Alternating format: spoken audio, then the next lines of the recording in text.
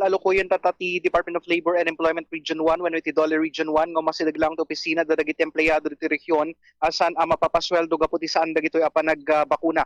Diri ket kalpasan pelang arimwar iti damag diti pagilian nga dagiti employers wenno establishmento nga mangipatpatungpal ti no vaccine no salary. Sigon ken ni DOLE Region 1 Attorney Evelyn Ramos iti interview ti Bombo John kuana awan pay met kinunana dagiti naawat nga reports iti region nga gipatpatungpal iti nadakamat a polisiya. Numan pay munan a kinunay iti nadakamat nga ahensya asaan da pabor wenno uman namong iti daytoy binalakada namet dagiti wenno binalakada nametten dagiti labor inspectors nga dagiti field akitan anaimbag dagiti establishmento nga mangipatpatungpal iti pelang nadakamat nga polisiya no bilang man adda dagiti reklamo dagiti empleyado kontra kadagiti employers da seknan iti saan a panang pasweldo kadakwada ket silulukat ti opisina ti DOLE tapno denggen ti aro nga ing dagitoy. Kasat man ti interview ti Bombo kini DOLE Region 1 Attorney Evelyn Ramos.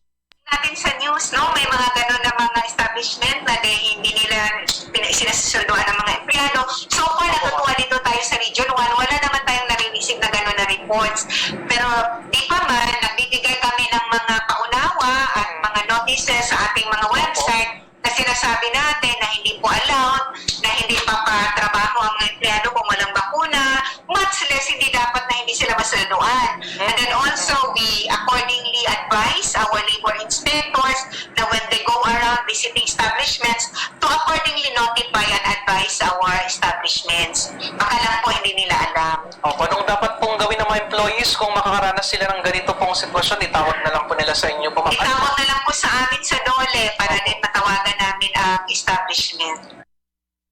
Ni DOLE Region 1 Attorney wenno ni DOLE Region 1 Director Attorney Evelyn Ramos it-interview ti Bombo kan kuana.